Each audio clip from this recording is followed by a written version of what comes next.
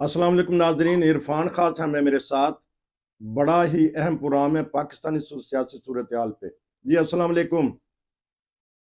वालेकुम। सारी दुनिया की नज़रें बिलखुसूस पाकिस्तानियों की नज़रें कल टीवी पे लगी हुई थी। किसी ज़माना में 70 की दहाई में जब मोहम्मद अली किले बॉक्सिंग खेला करते थे तो सारी सारी रात जाके उस ज़माना में बॉक्सिंग देखी जाती थी। कल क्या माजरा हुआ, ये किसी इनकलाब की बुनियाद रखी गई है जो सुप्रीम कोर्ट का फैसला है? क्या देखते हैं सियासी हालात पे? हम सिर्फ एक पार्टी का नहीं, क्योंकि अब सुप्रीम कोर्ट बीच में दाखिल होके उसने फैसला किया। जी बताइएगा इस बारे में। सुप्रीम सुप्रीम कोर्ट इसमें दाखिल नहीं हुई। सुप्रीम कोर्ट को क्या जरूरत पड़ी है कि इनमें खुद इन मामला में दाखिल हो। सुप्रीम कोर्ट के अंदर लोग जाते हैं, पार्टियां जाती हैं, इफराद जाते हैं अपनी दरखास्तें लेके कि हमें इन मामला के ऊपर एक आपकी फैसला चाहिए, इन मामला पे आपकी राय चाहिए। इस केस में भी यही हुआ है। इलेक्शन कमीशन ऑफ पाकिस्तान ने पेशावर हाई कोर्ट के फैसले के खिलाफ अपील की है। वो अपील सुप्रीम कोर्ट ने सुनी है। आपकी गुफ्तगू से तासुर ये मिल रहा है जैसे सुप्रीम कोर्ट जो है वो मामला में मुदाखलत कर रही है। ऐसी सूरत हाल नहीं है, क्योंकि आमतौर पे फैसला जो आया है वो लोगों को जो जेन बना हुआ था उसके बरखिलाफ आया है। इसलिए हर कोई सुप्रीम कोर्ट के खिलाफ जो है वो अपना भड़ास निकाल रहा है, जजेस को बुरा भला कह रहा है। बात यह है कि आप उसके टेक्स्ट को गौर करें, जो उन्होंने फैसला दिया है, जो उन्होंने फैसले में लिखा है उसको पढ़ें। उसकी कानूनी जो जिस कानून के तहत उन्होंने वो सहारे लिए हैं, बातें की हैं, उनको पर गौर करें तो उन्होंने एक्स्ट्रा ऑर्डिनरी सैटरडे के दिन खोल के हालत जो है, क्योंकि ये चाहती थी तरीके इंसाफ के फौरी फैसला हो, तो उसके लिए उन्होंने कहा जी आप फौरी फैसला जो है वो कल नेक्स्ट डे ही हो सकता है, उस दिन तो नहीं हो सकता था। और तरीके इंसाफ कहती थी कि 2 दिन के बाद रखी जाए, मंडे को रखी जाए। तो वो कहते थे फिर 3 दिन के बीच में वक्फा पड़ेगा तो हम फिर पेशावर कोर्ट का फैसला जो मुअत्तल कर देंगे। वो भी नहीं चाहती तरीके इंसाफ, वो भी बात उन्होंने मान ली। नेक्स्ट डे वो सुबह 10 बजे आ गए। बात यह है कि सुप्रीम इनको तरीके इंसाफ को काफी वक्त मिला था कि ये जो इतराजात इलेक्शन कमीशन ऑफ पाकिस्तान ने लगाए थे उनका हल ढूंढते, उनको उसका हल तलाश करते, उसके मुताबिक इलेक्शन करवाते जैसा कि उनकी पार्टी के अंदर लिखा हुआ है।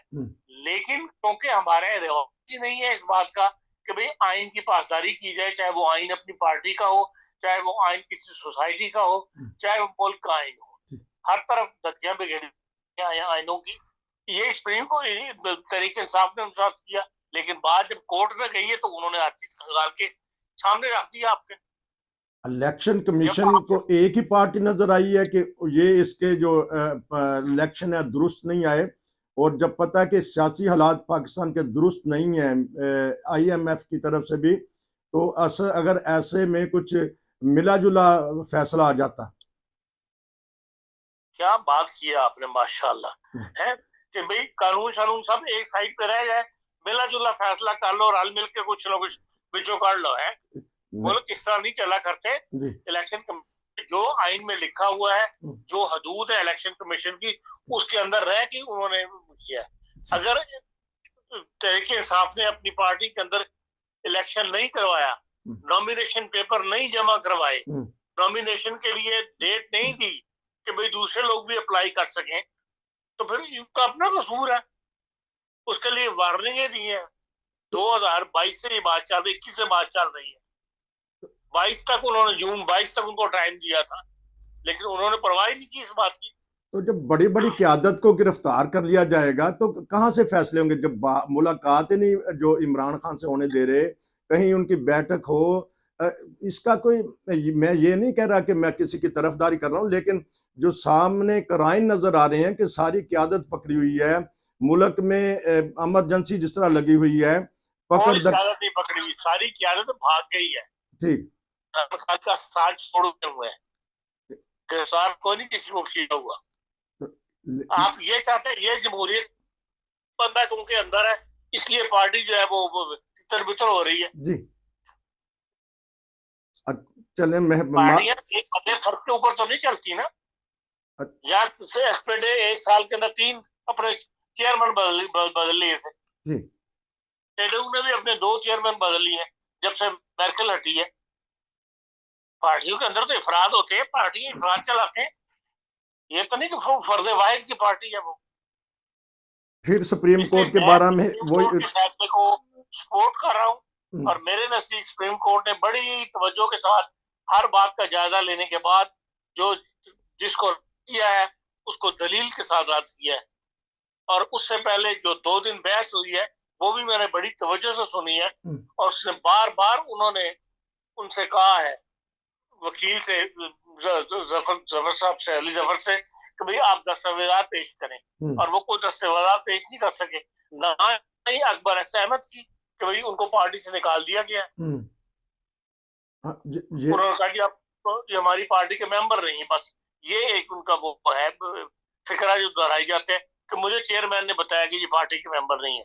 भाई आपने बंदे को पार्टी से निकाल बाहर किया तो फिर उसे कोई लेटर तो दिखाएं कि हाँ जी आपको डिसमिस किया जाता है पार्टी से। इस किस्म के हुक्म उनके फैसले में मौजूद है, जिसका फायदा उठाया सुप्रीम कोर्ट ने, और फैसले में उसकी बुनियाद पर उन्होंने फैसला दिया। वही बात आप ये कह सकते हैं कि पेशावर हाई कोर्ट ने जिस तेजी के साथ समाअत की थी इस मुकदमे की, उसमें उन्होंने बहुत सारी बातों का ख्याल नहीं रखा था। अच्छा, हाँ। तो ये कसूर जो है पेशावर हाई कोर्ट का है कि वो इसके लिए जवाबदेह है कि वो ही इस बात की तफसील में चले जाते जिस तफसील में सुप्रीम कोर्ट गई है। मैंने आज के प्रोग्राम में 3 दिन पहले ये बात की थी कि फैसला ही सुप्रीम कोर्ट ही करेगी, पेशावर हाई कोर्ट का फैसला कोई माने नहीं रखता। और वो देख लें वही हुआ जब उन्होंने अपील की है तो सुप्रीम कोर्ट ने हर चीज का हल के रख दी। सुबह से लेकर रात 10 बजे तक बैठे रहे वो। छोटी छोटी गलतियां आप नहीं कह सकते कि उन्होंने मौका नहीं दिया। उन्होंने दोनों सीनियर जो उनके वकील हैं उन दोनों को मौका दिया, अली जफर को भी और दूसरे वकील को भी। नहीं, हमारे जो चीफ जस्टिस हैं बोलने तो देते नहीं, वो खुद बोलते हैं। उनके फैसला बोलने के बजाय वो खुद ही क्रॉस सवाल कर लेते हैं। एक अभी वकील बोल ही रहा था तो वो बेचारा अपनी इसी में इज्जत समझता है कि जब बोलते हैं जब चीफ जस्टिस तो उनके सामने तो नहीं किसी के बस चलते। इसको वजाहत लेनी होती है बातों की तो वजाहत मांगते हैं वो उस बात की। ऐसी कोई बात नहीं है कि आप ये कहें कि ये फैसला जो है वो गलत है। मेरे फैसला तो आ चुका है। सुप्रीम कोर्ट जो है राय बरतेगी उनके साथ, वो उन्होंने नहीं बरती और उन्होंने कानून के मुताबिक फैसला दिया।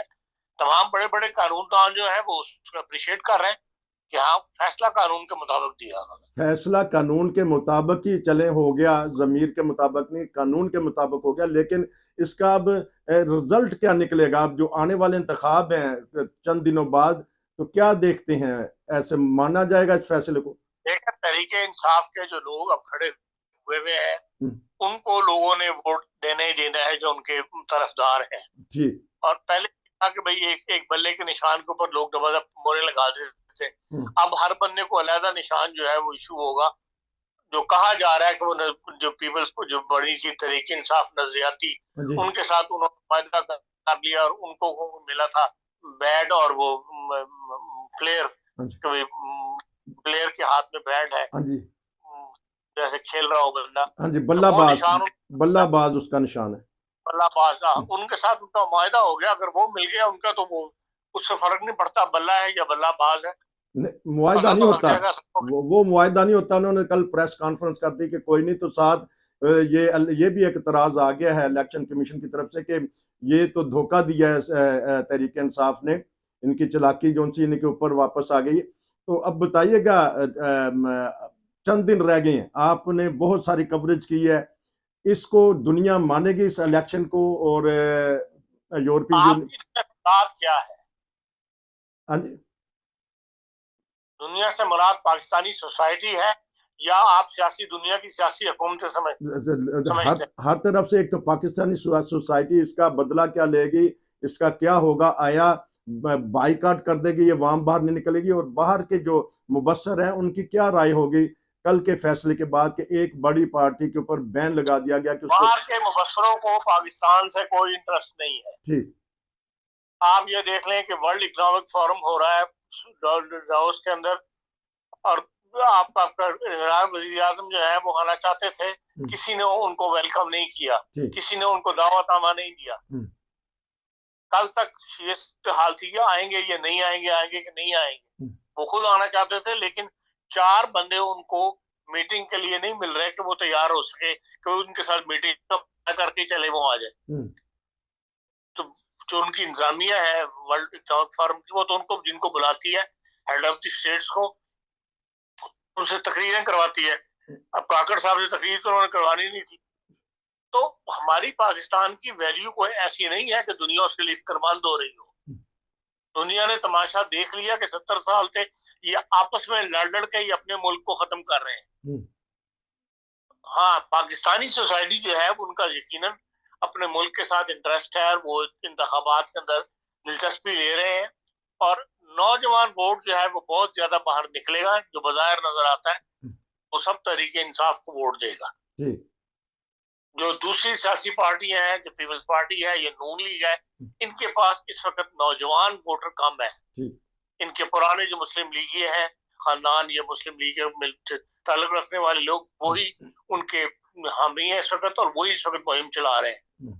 लेकिन जो इंतखाबात के दिन करीब आएंगे, नजर ये आता है कि तरीके इंसाफ जो है उसको नौजवान वोटर जो है वो सपोर्ट करेगा, और खुद भी इलेक्शन वाले दिन वोट डालने के लिए निकलेगा। आजाद उम्मीदवार को लेके के लिए निकलेंगे, लेकिन आजाद उम्मीदवार की मर्जी है कि चाहे वो नून लीग में जाए, चाहे वो तहरीक इंसाफ में जाए, चाहे वो पीपल्स पार्टी में जाए। अगर तहरीक इंसाफ के नाम पर वोट लिया तो वो हत्तों कोशिश उसकी यही होगी कि वो तहरीक इंसाफ का साथ दे। लेकिन अगर इमरान खान को ही बाहर ही निकलने की, उसको कोई ऐसी सजा हो जाती है बड़ी कि वो उसमें हिस्सा नहीं ले सकता, तो फिर सियासतदान ने अपने कोई ना कोई अपना मुस्तकबिल तो बनाना है, या अपने वोटर्स को मुतमईन तो कर रहा है। वो तो उसे तरक्याती फंड वगैरह चाहिए, फिर वो लाजमी देखेगा कि भाई यहाँ झुकाव किस तरफ है, जैसे कि पाकिस्तानी सियासत में हमेशा होता है। फिर वो उस तरफ शामिल होने शुरू हो जाएंगे, जिस तरफ से झंडे ही लाई जाएगी कि भाई लोग इस झंडे के नीचे जमा हो, फिर ऐसे तमाम वोटर जो है वो फिर वहां जमा हो जाएंगे। तो चाहे वो जागीर का झंडा हो, चाहे वो मुस्लिम लीग नून का झंडा हो। तो अच्छा, अब बुनियादी गलती कहाँ से हुई है वकला से? क्योंकि माने ताने वकला इन्होंने लिए, उनको टिकट भी दिए, टीम उतारी। ये काम वकला का नहीं था, वकला ने तो मुकदमा लड़ना होता है। हाँ जी। जो सेक्रेटरीट है, जो सेक्रेटरी है तहरीके इंसाफ का जी, वो जिम्मेदार है इन बातों का कि इलेक्शन, इंटर पार्टी इलेक्शन जो है वो बर वक्त कराए जाए, आइन के मुताबिक करवाए जाए, उनको सीरियसली लिया जाए। लेकिन हमारे यहाँ मुसीबत सारी ये है कि कोई पार्टी का, जिसे कहते हैं निजाम जो है, किसी भी पार्टी का, चाहे वो पीपल्स पार्टी हो चाहे मुस्लिम लीग हो, मजबूत नहीं है। सब के सब जो है वो सिर्फ उसकी तरफ देखते हैं, जो भी चेयरमैन है, जो पार्टी का सरबराह है। नून लीग वाले नवाज शरीफ की तरफ देखते हैं, पीपल्स पार्टी जो है जरदारी साहब की तरफ देखती है, या बिलावल की तरफ देखती है। इसलिए नीचे ग्राउंड वर्क हमारे यहाँ सियासत में नहीं हो रहा ठीक अभी तक। इसका नुकसान पीपल, ये तमाम सियासी पार्टियां उठा रही हैं। तो आने वाले दिनों में फिर तहरीक इंसाफ का कोई किरदार देखते हैं, चले एक फैसला जो भी आ गया? तहरीक इंसाफ अगर सीटें लेगी तो फिर यकीनन कोई ना कोई किरदार अदा करेगी। अगर सीटें नहीं जीत सकेगी या उसको नहीं जीतने दी जाएंगी तो फिर जाहिर है कि फिर मेला तो उसी का सजता है जो जिसके पास जेब में पैसे हो। जो जीतेगा वही, उसी का मेला सजेगा पाकिस्तान के अंदर। जो जीतेगा वही सिकंदर, मुकद्दर का सिकंदर कौन बनेगा? अच्छा, आपने एक तबसरे में कहा था मुज़ाहिर अली नकवी साहब की जो ऊपर करप्शन है, आपने तो उनकी निशानदही कर दी। बेटों के जो हमारे चीफ जस्टिस बनने थे एजाजुल एहसन साहब, उन्होंने भी इस्तीफा दे दिया। क्या दबाव आया था? 3-4 मिनट है, फिर इस बारे में बता दीजिए। एक दबाव क्या बात थी, जाहिर है कि उनके खिलाफ भी बात इंक्वायरीज हो रही थी और वो अब सामने आने वाली थी, इसीलिए उन्होंने अपनी पेंशन वगैरह, अपनी मराद बचाई है। उन्हें नजर देखें, ये एक लाहौरी ग्रुप था जो पंजाब हाई कोर्ट से सुप्रीम कोर्ट के अंदर ट्रांसफर हुआ, जिसमें आसिफ खोखा था, बंदयाल साहब थे, ये एजाजुल हसन था, मुज़ाहिर नकवी था। ये सारा एक ग्रुप था जो एक सोच के साथ जो है वो चल रहे थे, और इन्होंने दूसरे जजेस को दबाने की कोशिश की।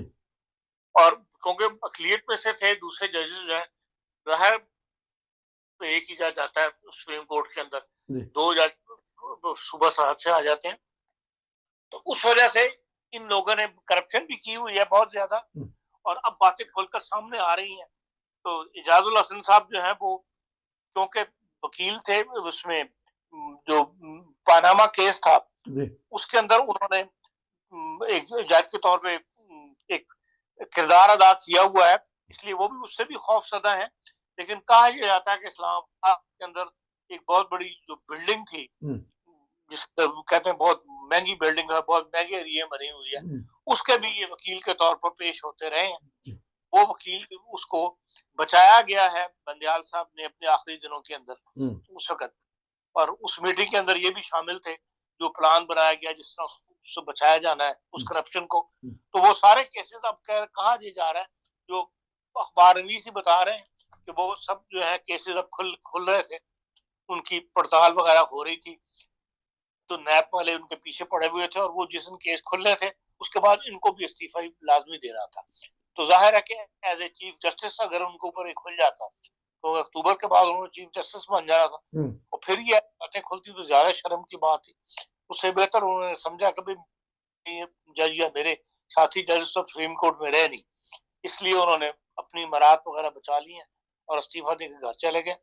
तो लेकिन ये है कि जो नजर आ रहा है कि वो मौजूदा सुप्रीम कोर्ट के जजेस जो हैं वो उनको छोड़ेंगे नहीं, वो एक दफा ये साबित जरूर करेंगे कि हाँ इन लोगों ने करप्शन की थी। अच्छा। उन्हें सजा हो ना हो ये अलग बात है, लेकिन ये एक दफा पब्लिकली लाजमी सामने बात ला के रहेंगे वो कि भाई ये दोनों जजेस थे, इन्होंने जज की सीट पे बैठ के पंजाब में भी करप्शन की और एज सुप्रीम कोर्ट जज के भी करप्शन करके इदारे को जो है वो बदनाम किया। तो नून लीग का क्या रद्देमल है इस बारे में? वो के बातें तो कर रहे हैं, नवाज शरीफ खुल के सामने नहीं आए, तो अब उसको कोई रिलीफ मिलेगा? देख रहे हैं कि नवाज शरीफ चौथी बार वजीर आजम बन जाएंगे?